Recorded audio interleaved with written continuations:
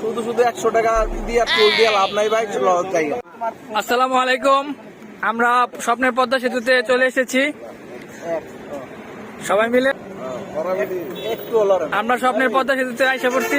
আপনার ফিলিংসটা কি ভাই? শুধু শুধু 100 টাকা দিয়ে টোল দিয়ে লাভ নাই ভাই, লস জায়গা। তোমার কি ফিলিংস?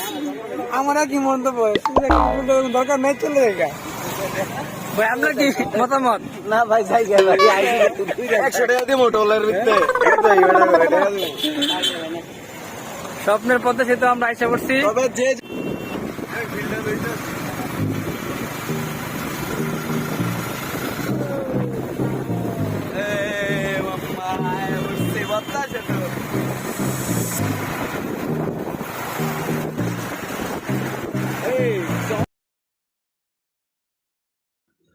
টুল দেওয়ার পরে আমরা পদ্মা সেতুতে উঠেছি। এখন সার্ভিস লেন দিয়ে সোজা বরাবর যাচ্ছি, আপনারা দেখতে থাকুন।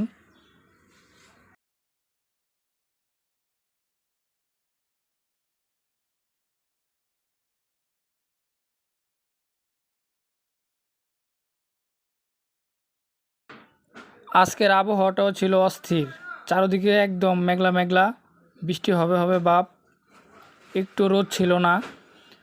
পদ্মা সেতুতে ওঠার পরে আমাদের সবারই খুব ভালো লাগলো। স্বপ্নের পদ্মা সেতুতে আমরা সবাই উঠতে পেরেছি। আবার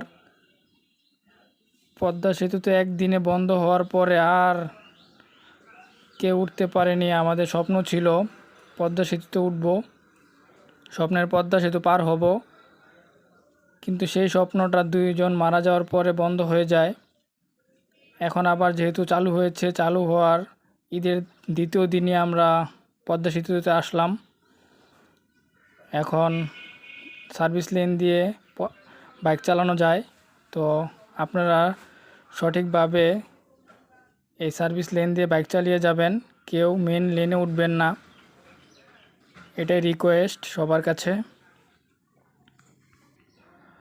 6 কিলোমিটার পদ্মা সেতু আমরা কয়েক মিনিটে পাড়ি দিতে পারি, আনুমানিক 10 থেকে 15 মিনিট লাগে আমাদের এই স্বপ্নের পদ্মা সেতু পাড়ি দিতে। কিন্তু এভাবে যদি আপনারা ফেরিঘাট দিয়ে লঞ্চ দিয়ে পারাপার হন, তাহলে মিনিমাম যানজটের কারণে মিনিমাম 1 ঘন্টার মতো লেগে যায়।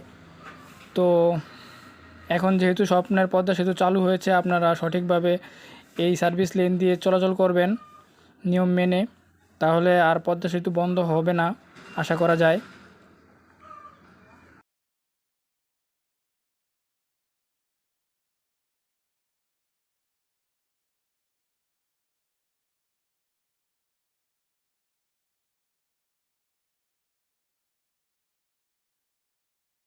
বিশ তারিখে পদ্মা সেতু খুলে দেওয়ার পর থেকে মোটরসাইকেল চলাচল শুরু হয়েছে, কিন্তু আজকে পর্যন্ত মোটরসাইকেল মামলা খেয়েছে 30 জন বাইকার।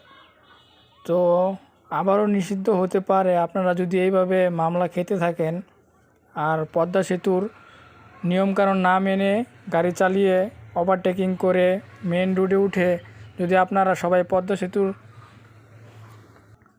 মেন রুটে উঠে যদি আপনারা বাইক চালান, তাহলে কিন্তু আবার আপনাদের কারণেই পদ্মা সেতু বন্ধ হয়ে যাবে। তাই আপনারা সচেতন হয়ে গাড়ি চালান, মোটরসাইকেল চালান, তাহলে দেখবেন পদ্মা সেতু আর বন্ধ করবে না কর্তৃপক্ষ। তো আমাদের নিজেদের দোষের কারণেই কিন্তু পদ্মা সেতু নিষিদ্ধ হতে পারে।